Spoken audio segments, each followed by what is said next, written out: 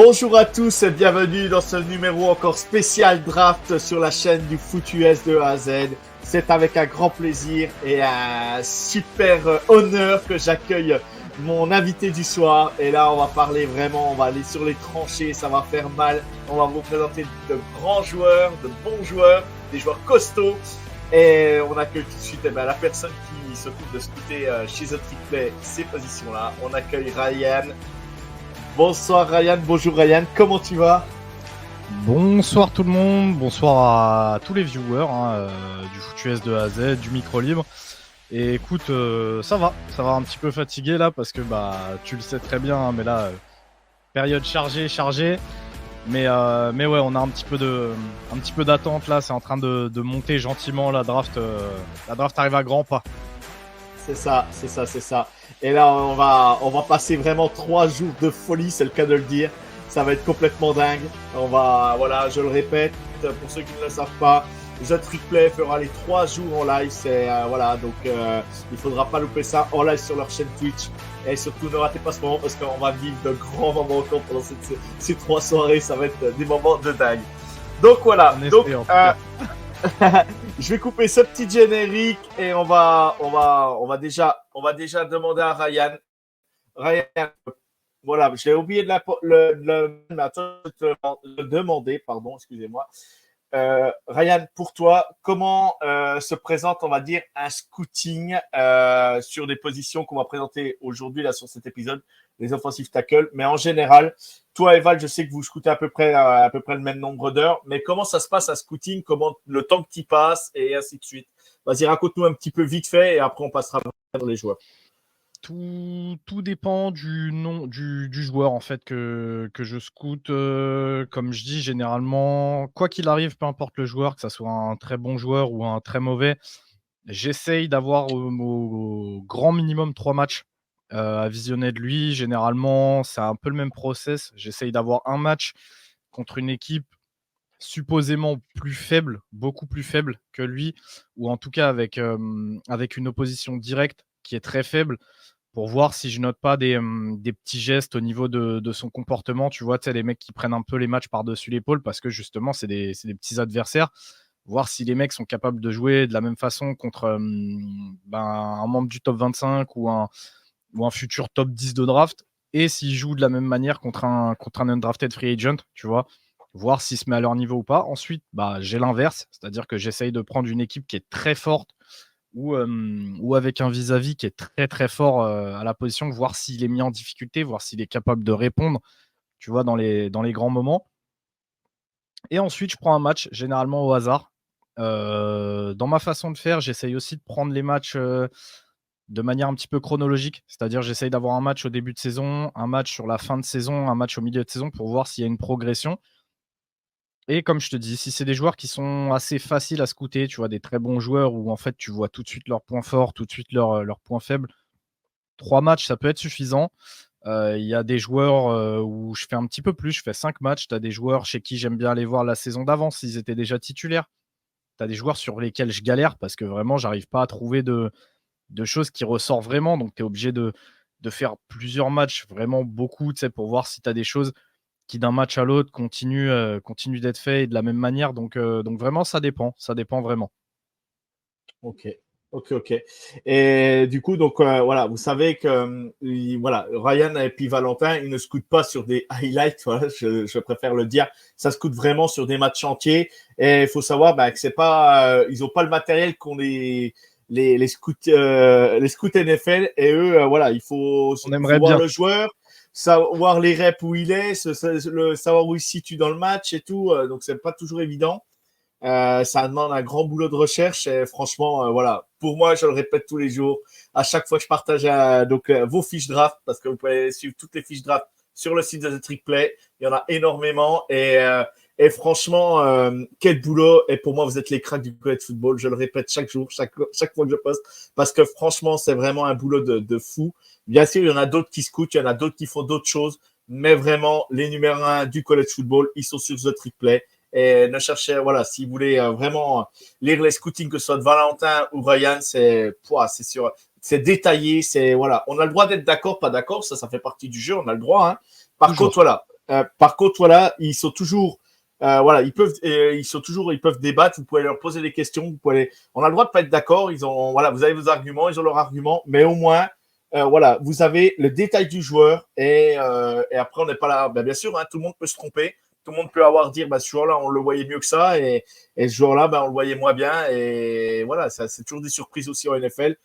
Comme on dit toujours, ça dépend où il tombe, dans quel système, quelle équipe, quelle franchise. Et ça fait beaucoup de différence aussi par moment. Donc voilà. Ça fait énormément de différence même.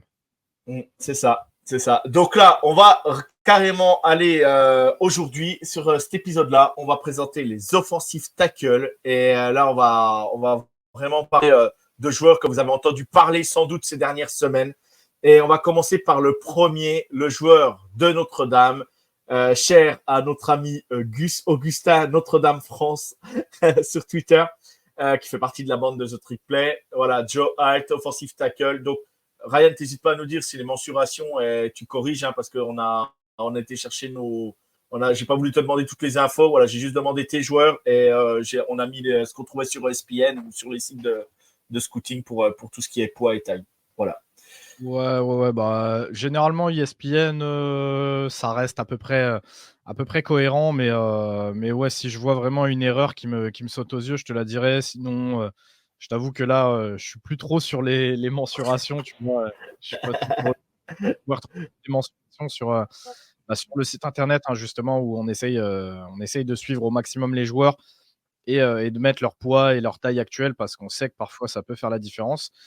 Et ouais, on commence avec Joe Alt, hein, celui qui va être, bah, considéré, par beaucoup, comme le numéro 1 au poste de tackle sur cette classe de draft, Joe.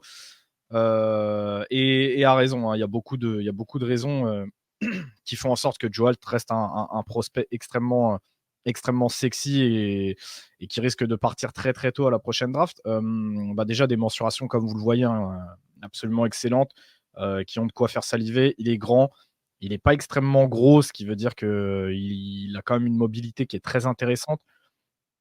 Il a des bras qui sont assez immenses, ce qui va vraiment pouvoir lui permettre de mettre en difficulté, les edges adverses et même les edges, avec le gabarit le plus impressionnant qu'il y a déjà en NFL.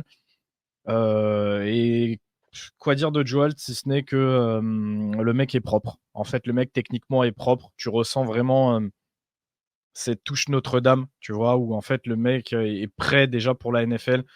Comme je te dis, il y a de la mobilité, il a des capacités athlétiques qui sont vraiment très bonnes. Il a un jeune âge.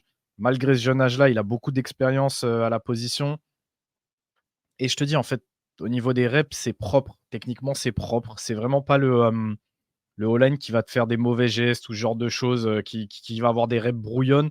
C'est, que ce soit en situation de passe, en situation de course, le mec a les fondamentaux, tu le vois. Et en fait, ce qui me plaît beaucoup, c'est que malgré ces fondamentaux-là, tu vois qu'il y a des axes de progression qui sont visibles, en fait, tout simplement. Donc tu peux te dire qu'il a encore une marge de progression et c'est ça qui le rend extrêmement intéressant. Heu et vraiment pour le coup, ouais, on est typiquement sur un joueur qui se présente avec un vrai potentiel de calibre titulaire NFL et avec potentiellement un développement, dans le futur d'un pro bowler, d'un all pro, tu vois? Ok. Donc ouais. Question, voilà parce que bah moi je connais le joueur en soi, mais pour les gens qui écoutent ou les gens qui vont regarder ce replay sur notre chaîne YouTube du Foutu de A à Z. Moi, j'ai une question. Est-ce qu'il peut jouer à gauche et à droite? Est-ce qu'il est plus à droite ou à gauche? On sait que c'est important en NFL. Surtout, bah, voilà, si c'est un quarterback droitier, bah, c'est lui qui protège le côté aveugle. Donc, est-ce qu'il peut jouer des deux côtés ou est-ce qu'il est à un côté où il a plus travaillé en college football? Tu vas nous le dire de suite, mais voilà. Alors, là, il se présente, je pense, hein, day one en tant que, left tackle, tu vois? Left tackle titulaire, c'est-à-dire que c'est vraiment, on le sait, c'est une des positions stars du football, en règle Mhm. générale, de protéger le côté aveugle de ton QB. Maintenant, un truc que j'ai trouvé très intéressant, cette année, avec Notre-Dame, c'est qu'ils ont joué parfois des formations débalancées où en fait, c'est-à-dire que du côté gauche, ils ont gardé centre et guard et qu'ils ont fait passer en fait Joe Alt à droite, à l'extérieur du tackle droit. Tu vois? Ouais. Ce qui leur permettait de courir et vraiment d'appuyer vraiment très, très fort, à droite et justement quand Joe Alt a eu des reps, à droite, je l'ai trouvé tout aussi bon en termes, de protection de passe, en situation de protection de passe, mais c'est surtout en fait sur ses blocs de course où j'ai été vraiment agréablement surpris. Je te le dis tout de suite, hein, c'est un très, très bon joueur. Je crois que c'était Val dans un de vos épisodes qui avait dit: «Parfois on va donner des points faibles, mais c'est parce qu'il y en a tout simplement, mais c'est Tout pas à pour fait. autant qu'on n'aime pas le joueur». Mais pour moi, Joe Alt, est vraiment supérieur en passe pro qu'en run block, qu'en bloc de course et justement, quand il passait à droite, je l'ai trouvé vraiment plus à l'aise et je lui ai vu un niveau de jeu en bloc de course vraiment, vraiment, vraiment plus intéressant. Donc, à voir, à voir. Moi, je pense qu'il faut vraiment essayer de le développer et de continuer son développement en tant que left tackle. Justement, les petits flashs qu'il montrait quand il était positionné justement à droite, sur le bloc de course, ça prouve qu'il est capable de le faire et donc potentiellement de se développer et de pouvoir le faire aussi à gauche. Donc vraiment pour le coup, vous pouvez le prendre et il sera capable d'évoluer aussi bien à droite qu'à gauche, je pense sans aucun souci. Ok, ok. Bon, ouais, là, de toute façon, ça sort pas du top 10 de la draft, là, Joe Height. Je pense que là, voilà, ça part très tôt. Non, non, non, non, non, je pense que ça sort pas du top 10 et après on sait jamais, hein, tu le sais Oui, comme moi, c'est la draft, mais à une position star comme celle de tackle, capable de jouer à gauche, avec des mensurations comme les siennes, avec un niveau de jeu comme le sien, avec une promesse de potentiel comme la sienne, il sort pas du top 10. Et s'il ouais. sort du top 10, comme d'habitude, on va s'arracher les cheveux, bah, parce que le mec qui va le récupérer en dehors du top 10, on va dire bah oui, voilà, bravo, c'est encore une fois logique. Et, et normalement, avec une tête bien faite, parce que bah, les joueurs qui sortent de Notre-Dame, voilà, c'est plutôt des étudiants qui ont les têtes bien faites, on le sait. Donc voilà, ça aide aussi à passer au niveau supérieur aussi par rapport à ça. Les scouts, ils regardent malgré tout un peu ça aussi. Et on sait très bien que bah, un offensive tackle, les joueurs qui jouent sur la O-line, il faut qu'ils soient voilà, un IQ un peu foot, un peu supérieur.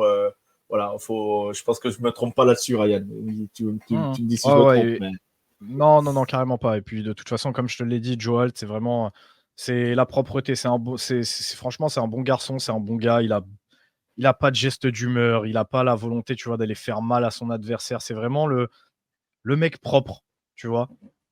Il y a pas d'autre mot pour le décrire. ok. Bon, bah, je pense que on a été complet sur Joe Height, voilà, de Notre-Dame, offensive tackle, voilà. Et ça, vous avez de grandes chances que si votre équipe le draft, que vous aurez un offensive tackle plutôt très solide pour votre future franchise en NFL. Eh ben, on va passer au second offensive tackle de la classe. Et donc, Ryan nous les a classés. C'est comme avec Val, on en présente 5. Il y en a normalement 5. On en a 4 qui sont au-dessus et un sleeper, logiquement. Là, on va parler donc Olu Fashanu de Penn State. Voilà, offensive tackle. Donc là, c'est du solide. C'est un beau bébé. Et bah, je te laisse nous le présenter parce que lui, pareil, il risque de partir plutôt haut à la draft normalement. C'est ça, il risque de partir haut. Après là, on voit là ces derniers temps que son nom, il est en train de glisser un petit peu, tu vois? Je pense que, sa blessure au combine n'a pas aidé, je pense qu'il y a beaucoup de gens qui attendaient, tu vois, une performance monstrueuse au combine et ils l'ont pas eu et donc forcément ça le fait chuter un peu, bah, parce que les joueurs qui étaient en dessous, ils sont peut-être montés grâce au combine et cetera. Mais qu'on s'entende, hein, Olu c'est fort, c'est ultra prometteur. Moi, je te le dis personnellement, dans sa façon de jouer, je l'ai classé, chez moi, dans mon board à moi, tu vois? Si j'étais GM, au-dessus de Joe Alt, tout simplement parce il a un côté que j'aime un petit peu plus, tu vois? Ce petit côté dominateur, ce mec capable de prendre son vis-à-vis et de le malaxer comme il faut, tu vois? On est sur un profil beaucoup plus physique que Joe Alt, beaucoup plus, bah, comme je te l'ai dit, dominateur, beaucoup plus dans le combat. Il reste très jeune, parfois il est peut-être un petit peu plus, raw, plus brut que Joe Alt, tu vois? Comme je t'ai dit, Alt techniquement c'est très, c'est très affiné, c'est très propre. Face à nous, tu vois qu'il y a encore du travail, il y a des points où il va falloir le travailler, Mais par contre, athlétiquement, il est monstrueux, quoi. Il est monstrueux les blocs de course. Je l'ai trouvé, moi, personnellement, beaucoup plus fort qu'un Joe Alt. Maintenant, sur la protect de passe, comme je t'ai dit, un peu plus de travail à faire au niveau du footwork. Donc, au niveau comment je pourrais traduire ça? Tout simplement le travail de pied, tu vois, Les appuis, mince, les laisse-moi appuis. ouais, c'est ça, les appuis, vraiment, ouais, voilà, ce travail de pied, sa façon de se déplacer, quel premier pas faire, comment attaquer son joueur. Il y a peut-être un peu plus de travail là-dessus. Le placement de main aussi est pas aussi bon que chez Alt, mais ça reste un joueur voilà, qui est ultra prometteur et comme je te dis, moi, il y a vraiment ce côté, domination physique qui est importante aussi dans les tranchées, que je retrouve chez lui et qui me plaît quand même vachement plus que chez Joe Alt. Maintenant, si je retire toutes ces considérations, tu vois, personnelles, en termes juste de joueur, ouais, je le classe un petit peu en dessous de Alt. Ils ont le même âge, ils sont à peu près au même. Parce qu'on n'a pas noté l'âge, nous, sur. Je sais que c'est deux joueurs très jeunes, donc. C'est 2 joueurs très jeunes, maintenant. Fachanou est plus jeune, d'1 an par rapport à Joe, c'est-à-dire que là, Joe a 21 ans.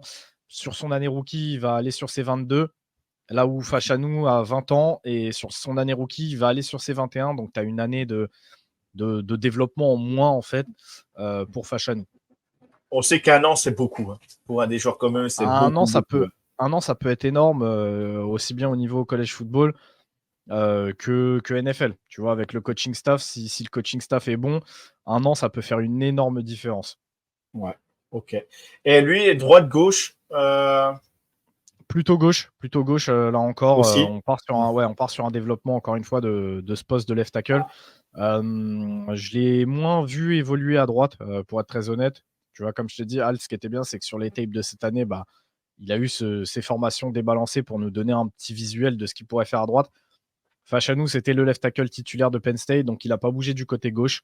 Donc pareil, je pense qu'à l'instant T, on part sur un développement en tant que left tackle. Après, encore une fois, hein, ça ne veut rien dire. Hein. Regarde Penny Sewell, il était left tackle à Oregon et une fois passé en NFL, à la surprise générale, il s'est retrouvé tackle droit. Et après un petit temps d'adaptation, je pense qu'aujourd'hui, il y a plus grand monde qui doute du fait que c'est potentiellement peut-être le meilleur tackle droit de la ligue. Exactement, ouais, c'est le meilleur tackle. Ouais, pour moi, c'est le meilleur tackle. Il est impressionnant, Penny Sewell, donc c'est vrai que c'est un joueur assez incroyable. Donc voilà, bon ben, Olufachanou, ben voilà, ça va partir très haut à la draft, on verra, rien n'a dit quoi là, il est en train de glisser un petit peu, mais bon, je pense qu'il faut pas trop juger ce qui se passe en ce moment. En ce moment, il peut y avoir des joueurs, on a 3 semaines, à peu près, ouais, 15 jours de la draft, 3 semaines. Euh, Ça peut, voilà, aux États-Unis, ils aiment bien les belles histoires, bien faire monter des joueurs. Il y a 2 ans de ça, Malik Willis était top 3 à la draft et puis vous avez vu où il est descendu. Donc voilà, il n'y a pas de. Voilà, on sait que les Américains aiment bien aussi survendre les choses par moment et voilà. Donc bon. Donc voilà, Olufachanou, voilà, vous êtes sûr d'avoir un guard solide, un attaquant, je veux dire, solide pour les années à venir avec votre équipe. Il y en reste du boulot, mais voilà, ça sera un jour solide. Ouais, Un jour solide. le potentiel en tout cas est fou, tu vois. Genre day one, il y aura peut-être un petit moment d'adaptation. Encore une fois, comme je t'ai dit, hein, on a un joueur de 20 ans, hein, c'est un gamin. Donc il y aura peut-être effectivement ce step-là où je pense que sur les premiers mois, tu vois, un mec comme Alt, t'es peut-être un choix un petit peu plus safe, un petit peu plus sûr. Mais le potentiel de Fachanou est juste dingue, quoi. Il a un plafond de verre qui peut complètement exploser s'il tombe au bon endroit. Et de toute façon, c'est des joueurs qui vont partir assez rapidement parce qu'il y a beaucoup de franchises qui ont besoin de tackle d'avenir aussi pour cette draft. Vraiment, vraiment, là, il y a besoin de protéger leur quarterback et il y a un boulot de fou à faire sur certaines franchises. Donc, ça va partir très, très vite, je pense. Ça va partir très vite. On passe au suivant. Eh bien, on passe à lui, c'est l'un des chouchous hein, de cette draft. Moi, je l'aime bien. Taliesier Fuaga d'Oregon State, les Beavers d'Oregon State. Voilà, c'est vraiment un beau bébé. Et on aime bien ces joueurs-là. Voilà, c'est des joueurs pour moi qui sont discrets, qui payent pas de mine. Et en fait, c'est des mecs ils sont incroyables. Ils sont toujours bons, toujours là à l'heure, toujours au bon moment. Et t'es jamais déçu, quoi. T'es jamais déçu. Donc, Je te laisse en Bah, parler plus que moi, Ryan. Mais... c'est un de mes chouchous aussi, Taliesin. Ça fait déjà 2 ans que je l'ai sous la loupe. Une fois encore, on est sur un gabarit qui est déjà NFL ready, hein, il est dans la norme. 6'6", 334 pounds là, de ce qu'on voit, c'est un gros bébé. Et moi, c'est vraiment, ouais, c'est un de mes coups de cœur à la position. Pareil, il sera pas au niveau propreté technique d'un Alt. Il aura peut-être pas ce côté animal, tu vois, de Fachanou.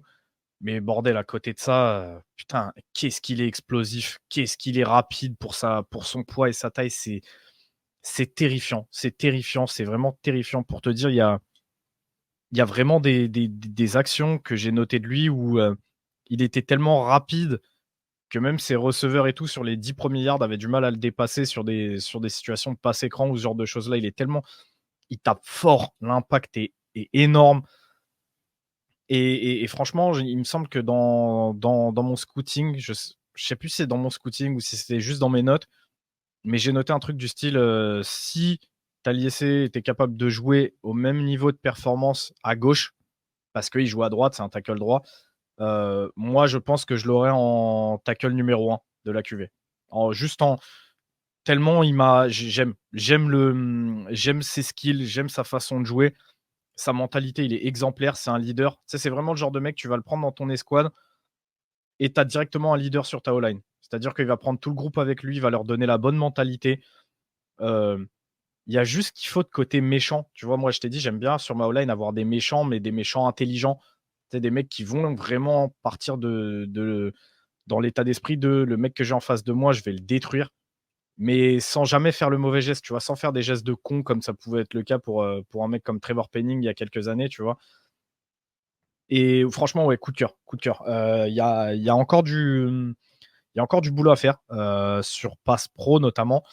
C'est clairement pas son point fort numéro 1. Par contre, en termes de run block, putain, qu'est-ce qu'il est impressionnant, vraiment, c'est terrifiant. C'est vraiment terrifiant. C'est tellement fort en termes de run block que pas mal d'experts, là, à l'approche de la draft, commencent même à se demander s'il faudrait pas le tester en guard, ce qui, à mon sens, est un petit peu stupide parce que quand tu as un joueur de ce niveau-là en tackle, bah, garde-le en tackle.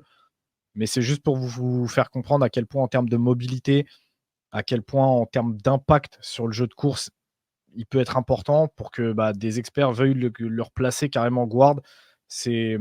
Franchement, je serais extrêmement étonné que Fouagan, s'il n'y a pas de blessure, je serais extrêmement étonné que Fouagan ne fasse pas carrière pendant des années et des années en NFL. Tellement il fit parfaitement avec la mentalité, le niveau de jeu et la façon de jouer qui est juste top. Moi, je te dis, s'il était capable de faire ça en tant que left tackle, il serait tackle 1 dans mon board. Même s'il est potentiellement moins fort que les deux que je viens de citer et que peut-être il a moins de potentiel, mais il a un plancher qui est tellement élevé, qui est tellement sûr. Comme je te dis, franchement, je pense honnêtement que Fouaga, là, c'est le genre de mec qui va faire 10 ans en NFL à un niveau, tu vois, constant, tu vois, et qui va peut-être même progresser sur sa capacité à protéger le quarterback sur la passe. Il y a encore, tu vois, un axe de progression là-dessus, mais vraiment, c'est la constance, le leadership. Moi, je suis fan. Je suis fan. Ce genre de mec-là, j'achète tous les jours. Ouais. Ouais. Non, ben ça c'est sûr. En plus, donc là, il jouait donc en conférence Pac-12. On sait que la Pac-12 va monter ces dernières années en puissance pour arriver où ils sont arrivés. Oregon State a fait en plus des très bonnes saisons.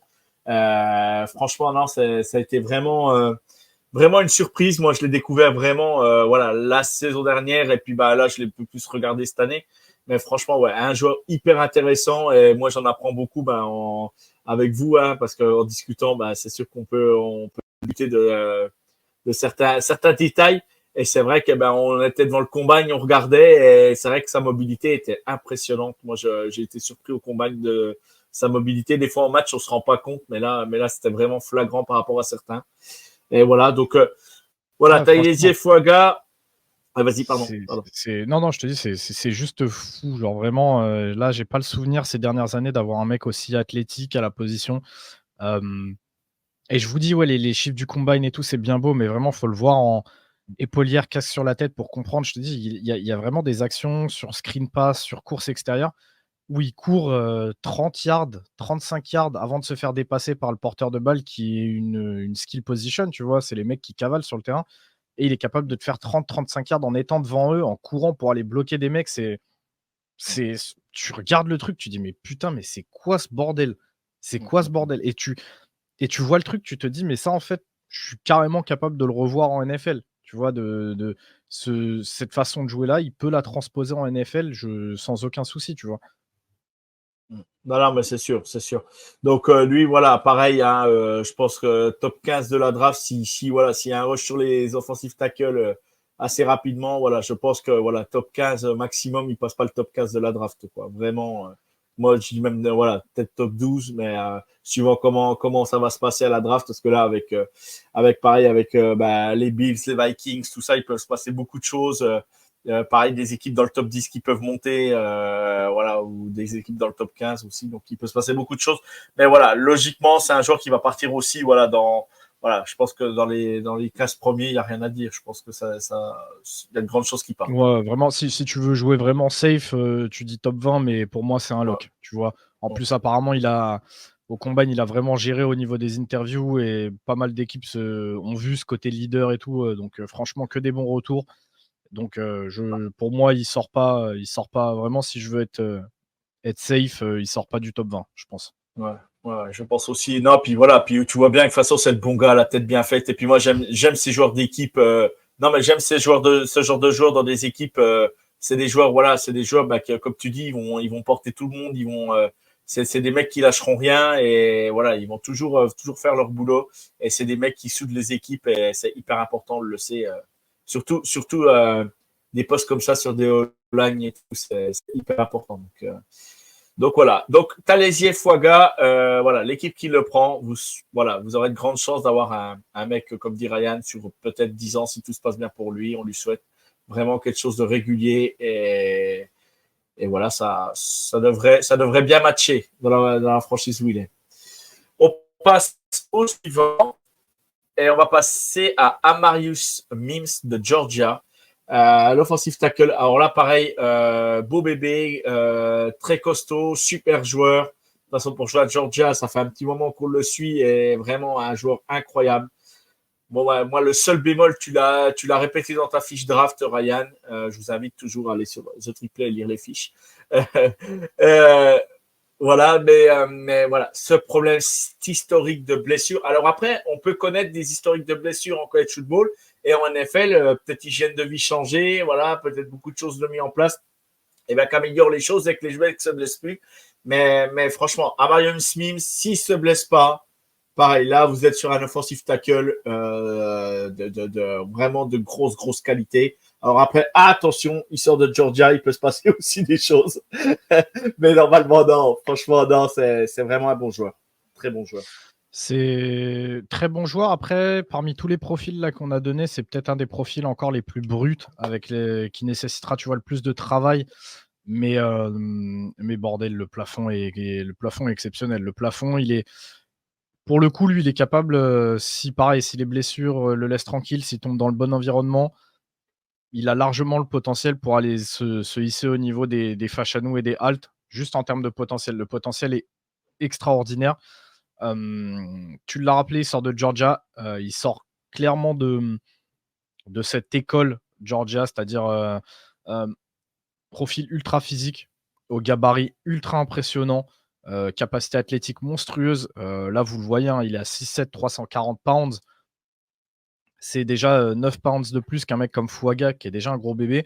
Sauf que le mec, bah, vous le voyez en civil, sans ses épaulières, sans rien, jamais de la vie, vous pouvez vous dire qu'il est à ce poids-là. Il est fit, il a pas un pet de graisse sur lui. C'est un athlète monstrueux qui malheureusement lui aussi, on en parlait, historique de blessure, il s'est claqué, sur son 40 yards. Comme tu l'as dit, Joe, il peut y avoir une hygiène de vie différente. Il y a aussi comment dire? L'évolution physique aussi, hein, c'est un joueur qui a 21 ans, qui va sur ses 22, qui a poussé d'un coup, qui fait un poids, comme je te dis, qui est assez important, et qui n'a pas beaucoup de masse graisseuse. Donc c'est vraiment que du muscle, qui est en plein développement, qui bosse, 7 jours sur 7. Donc ça peut aussi expliquer, ces petites blessures. Maintenant, comme tu l'as dit, c'est vraiment Le point noir sur sa fiche, le fait qu'il ne soit pas au même rang que les trois qu'on a cités au-dessus, c'est cette historique de blessure. C'est que là, il a joué 2 saisons titulaires, il en a pas fini une seule. À chaque fois, il a eu des petites blessures par-ci par-là qui l'ont empêché de faire des saisons complètes.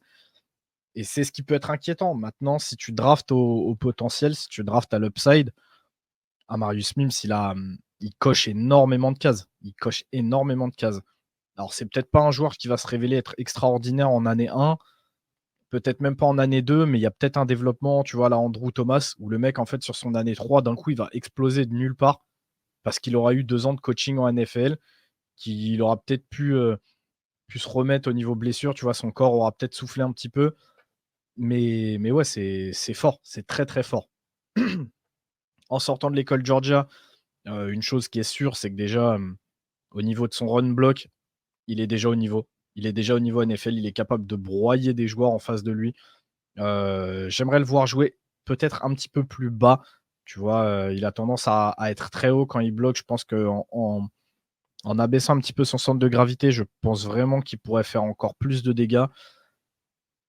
Et comme je te dis, il y a du travail à faire, dans tout son jeu, hein. C'est un joueur qui est très jeune, qui est encore très brut, qui jusqu'à présent a beaucoup basé son jeu sur ses capacités physiques, sur ses capacités athlétiques. Et pour l'instant, ça a suffi. Maintenant, on le sait, en NFL, c'est un autre niveau, tu vois? Faut step up.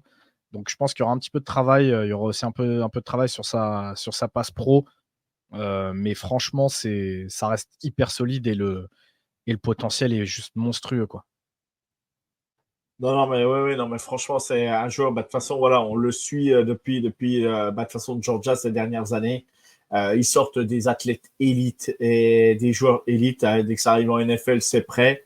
Alors oui, il y a encore du travail à faire, bien évidemment, mais c'est des joueurs quand même voilà, et qui ont joué contre les meilleurs joueurs du college football qui existent, hein, en phase 2, parce que bah, en conférence sec, voilà, faut pas oublier, et ça joue, voilà, la plupart du temps les playoffs. Bon, voilà, ça n'a pas joué cette année, mais voilà, ça joue Alabama, ça joue que des grosses équipes, et du coup, ça joue des gros edge en phase 2, ça joue, voilà, ces mecs-là, voilà, ils sont prêts, il n'y a rien à dire. Alors après, voilà, comme tu dis, 21 ans, les mecs, développement musculaire et tout, c'est sûr que bah, ça peut poser problème par moment.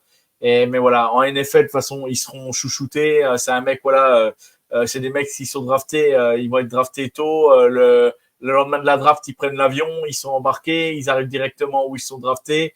Là, les mecs leur présentent tout. Le lendemain, ils sont déjà sur le terrain, prêts à travailler et en avant, quoi. La première année, elle est terrible, hein. J'écoutais un peu Mathieu Bergeron qui racontait ça. C'est la première fois qu'il coupe un petit peu depuis qu'il est arrivé, par exemple, chez les Falcons, parce que t'es drafté et tu dois tout de suite te mettre dans le bain. Et si tu veux t'imposer, t'as intérêt de travailler, travailler, travailler, travailler. C'est pas, voilà, la NFL, même si tu arrives et que t'es drafté haut, c'est pas gagné. Il faut encore travailler pour pouvoir gagner ta place, parce que bah tu tombes contre des athlètes élites partout, quoi, hein. Donc c'est les meilleurs à chaque position presque. Et voilà, si tu veux gagner ta place, il faut aller au charbon, c'est le cas de le dire.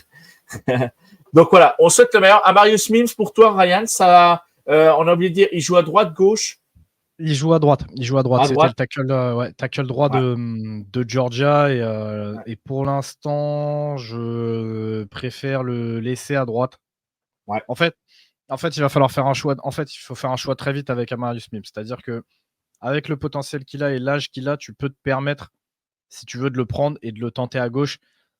Mais il faudra pas commencer, tu vois, à le faire passer à droite, puis à gauche, puis à droite, puis le tester ouais. en guard, puis non, fixe-lui une position, tu vois, Mm, mm. quitte à ce qu'il Et- soit, comme je t'ai dit, un peu claqué ces 2 premières années si tu as envie de le mettre à gauche, mais fous-le à un endroit et ensuite laisse-le bosser. Tu vois, laisse-le Exact. bosser et change pas d'avis en cours de route. Moi, je serais d'avis de le laisser à droite. Il a déjà eu 2 ans de développement à Georgia à droite. Il a ses bases, il a ses petits automatismes, ses petits trucs. Laisse-le dans son confort, laisse-le dans son petit confort, tu vois, pour vraiment l'aider à se développer au mieux. Mais donc, ouais, il a joué à droite et moi, personnellement, je le laisserai à droite. Et pour toi, ça partirait où, là, niveau draft, même s'il y a un rush sur les offensive tackles, ça part premier tour quand même? Ouais, ouais, ouais, je vois pas Mims sortir du premier tour. Ouais. Jamais de la vie. Je pense, pareil, si tu veux vraiment être sûr, tu peux dire il sort pas du top 25. Maintenant, on ne sait pas ce qui peut se passer. Il peut y avoir un rush d'un coup sur les corners où on ne sait pas, on ne sait pas quelle position, où d'un coup ça se met à rusher d'un coup sur la position. Mais j'ai beaucoup, beaucoup, beaucoup de mal à voir Mims sortir du premier tour. Je pense par exemple qu'il passe pas le choix des Steelers, par exemple. Ouais. Et, Je... et on sait l'amour des Steelers pour les joueurs de Georgia et dédicace à Guigui. Et surtout que ça leur réussit pas trop mal là ces derniers temps. Et je te dis, je pense qu'il passe pas le choix des Steelers De toute s'il est façon, encore sur le banc. ça passe pas les Eagles, ça passe pas les Steelers. Quoi qu'il arrive. Et j'ai envie de te dire, t'as aussi les Saints, hein. Les Saints Et les qui sont Saints. un petit Ouais. peu plus haut, qui vont peut-être, ils sont en pleine reconstruction aussi de leur O-line. Je t'ai dit, Mims, je pense qu'il sort pas du premier tour. Ouais. Ok. Donc voilà, joueur solide, joueur intéressant. Et voilà, vous allez lire la fiche draft parce elle est déjà disponible sur le site. Tout n'est encore pas publié, mais celle-là, je sais qu'elle est disponible parce que je l'ai lu en long, en large et en travers. Donc il y a plein Ah de là, détails. les 4 joueurs qu'on a fait, ils sont déjà dispo, hein. C'est Ouais. Alt, Fachanou, Mims, Fouaga, je crois qu'ils Fouaga. sont tous sortis, Ouais. hein.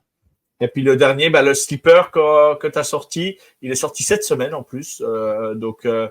Je vais te laisser prononcer son nom parce que Ayedze, mais Ouais. son nom, j'ai un peu de Ah, mal, moi. d'ailleurs, il y a une petite coquille, là, tu as mis un D, c'est un B, c'est Gottlieb Gottlieb. Ayedze. D'accord, pardon, tu vois.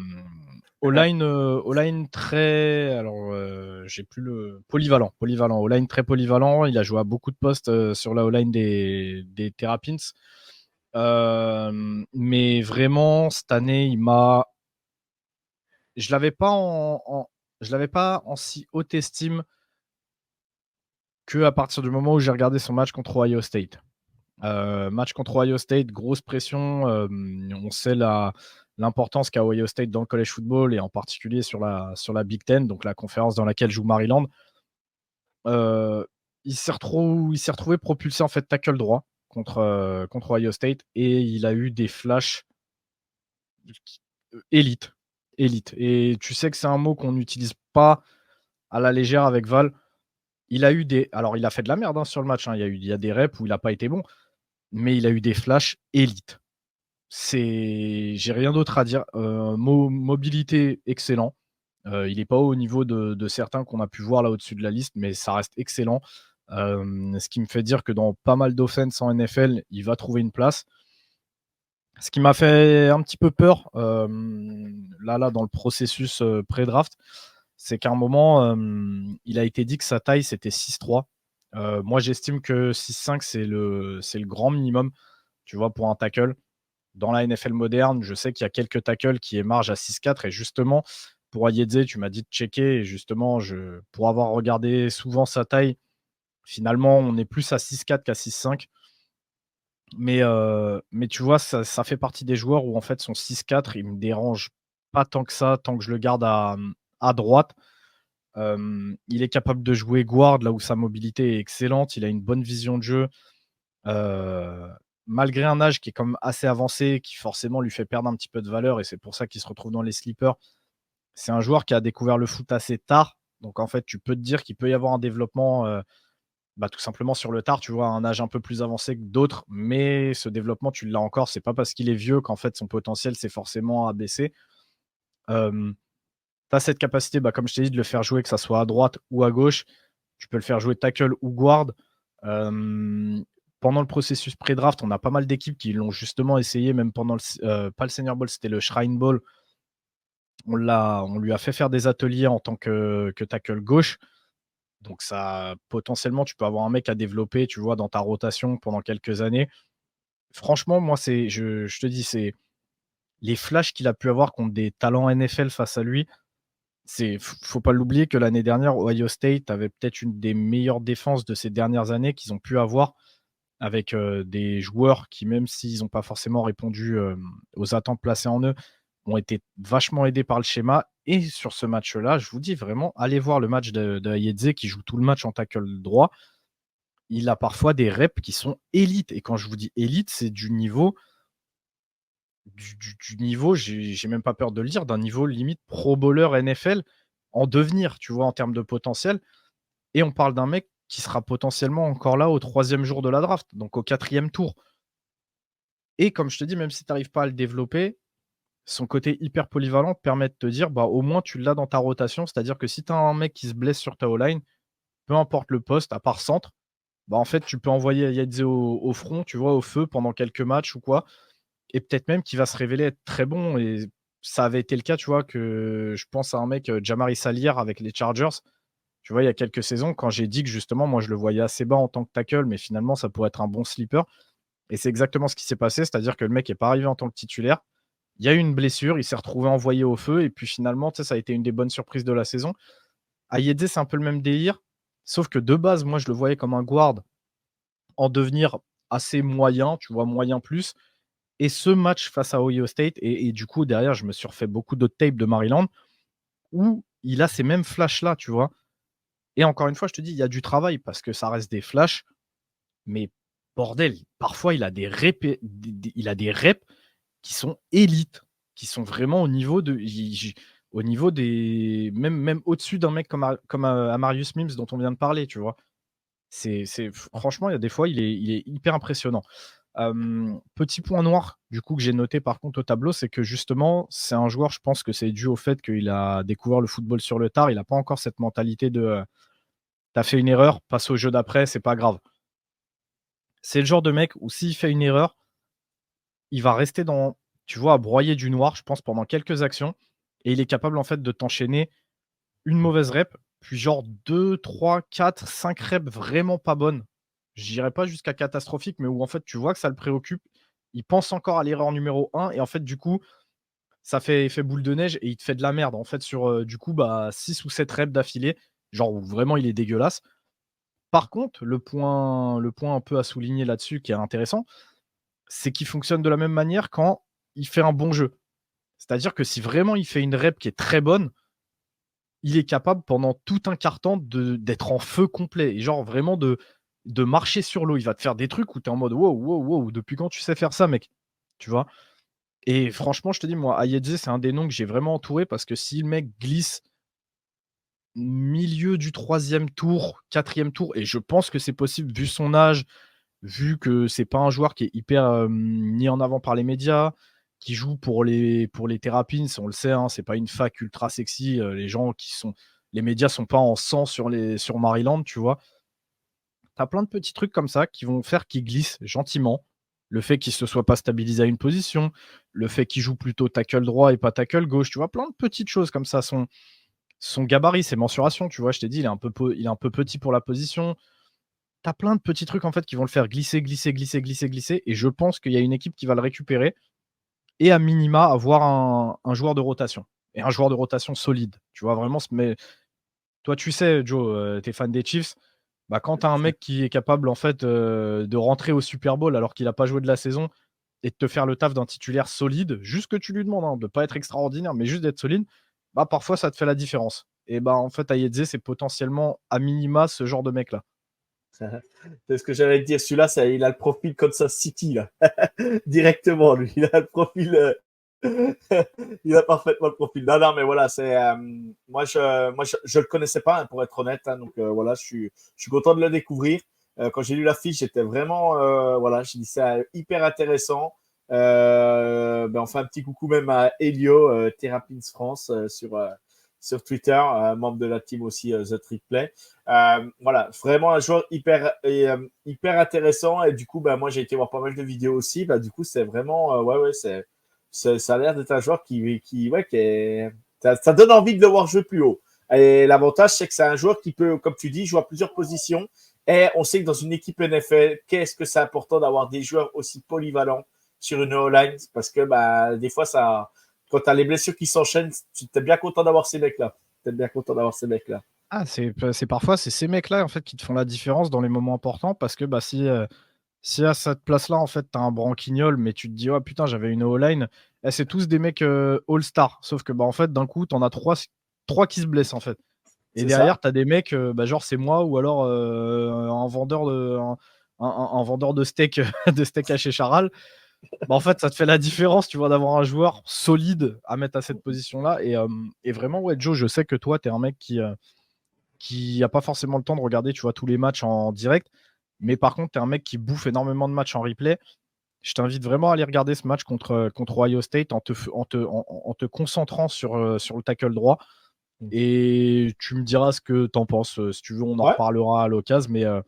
Mais vraiment, moi, je t'ai dit, c'est ce match en fait qui m'a fait cliquer le truc en mode ouais, non, Hayete, il peut avoir un potentiel de sleeper assez ouf. Tu vois, vraiment, c'est ce match-là qui a eu le déclic en me faisant passer guard moyen à ah ouais, potentiel starter en tackle droit, tu vois.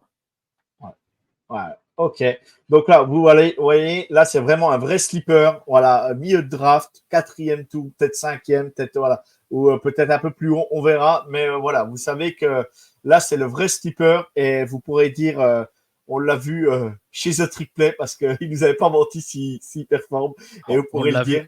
on l'a vu dans le FootUS de A à Z surtout. Et aussi dans le FootUS de A à Z, exactement. Donc, eh ben, c'est très bien, c'est parfait. On va conclure cet épisode sur les offensive tackles. Je pense qu'on était complet. Je vais pas oublier de le dire parce que il faut le dire aussi. L'avantage du site de The Triplay, il est visible en français et en anglais. Et bravo à Robin pour tout le taf qu'il fait au niveau de la traduction. Je ne le savais pas et je l'ai découvert comme ça par hasard. Et j'avais posé la question et Robin traduit tous les articles. Ah, et pas que, hein, c'est vraiment c'est l'homme de l'ombre, Robin. Si vous voyez le site, c'est grâce à lui, genre à 100%. C'est-à-dire que sans lui, il n'y a pas de site The Trick Play parce il n'y a aucun membre en fait dans l'équipe The Trick Play qui est capable de mettre sur pied un site. Tout le site que vous voyez, c'est Rob. Quand il y a des bugs qui sont corrigés, c'est Rob. Les visuels du site, toutes les images là que vous voyez un peu en mode carte Ultimate Team et tout, qui sont vachement cool, c'est Rob. La présentation du site à ce format-là, dans ces couleurs-là, c'est Rob. Les traductions, c'est Rob. C'est vous le voyez pas forcément parce qu'il n'y a pas son nom écrit en dessous des articles ou quoi. Il n'est pas tout le temps présent là sur les lives ou quoi, mais je vous dis, si le site The Trick Play est actuellement en service et disponible, que ça soit en français et en anglais, envoyez un message à Rob sur Twitter, envoyez un message à, je crois que c'est France Ducks, parce Ouais, qu'il est c'est fan ça. d'Oregon. Envoyez-lui un petit message, envoyez-lui un DM, envoyez-lui du love parce que je vous dis, ce qu'il fait, c'est fort, c'est très fort.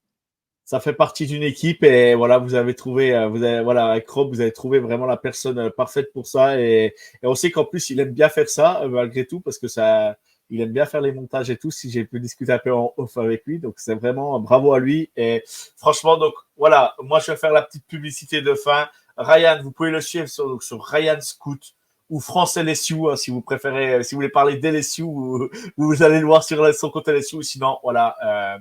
Ryan Scoot, il sera content d'échanger avec vous. N'hésitez pas à poser des questions. Si vous avez des questions sur les offensive tackles, n'hésitez pas. Il vous répondra gentiment. Et du coup, on va conclure cet épisode là-dessus. Merci Ryan et à la prochaine. Ciao tout le monde, que Dieu vous garde. Là, moi, j'ai pas le temps. Ciao.